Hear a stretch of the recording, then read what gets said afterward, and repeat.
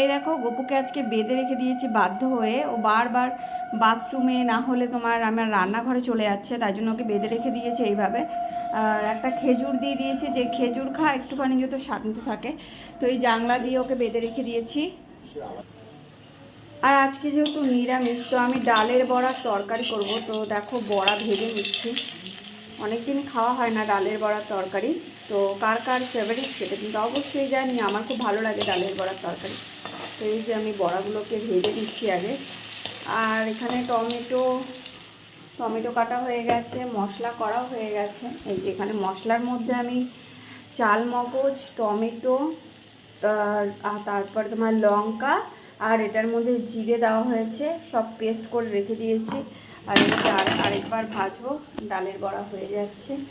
আর তোমাদের গপুকে ওখানে বেঁধে না রাখলে একদমই হচ্ছে না। এখন কিচ্ছু করার নেই, ওকে বেঁধে না রাখলে আমি একদমই কোনো কাজ করতে পারছি না। রীতিমতো কান্না করেই যাচ্ছে। কিন্তু কী করব বলো, বাচ্চা কাচ্চা এরকম করলে, দুষ্টুমি করলে ওই যে আবার চাইছে। খেজুর দিয়েছি, খেজুর খাবে মানে কিছু খেতেই চাইছে না, দুধ খাচ্ছে না, ভাত খাচ্ছে না। কী যে আমি খাওয়াবো আমি নিজেও বুঝতে পারছি না ওকে।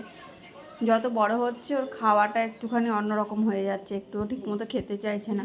যাই হোক, ডাক্তার ভিটামিন দিয়েছে, সেটা খাওয়াচ্ছি, দেখা যাক কী হয়। চলো ছোটো ছোটো মিনি ব্লগগুলো দেখতে থাকো।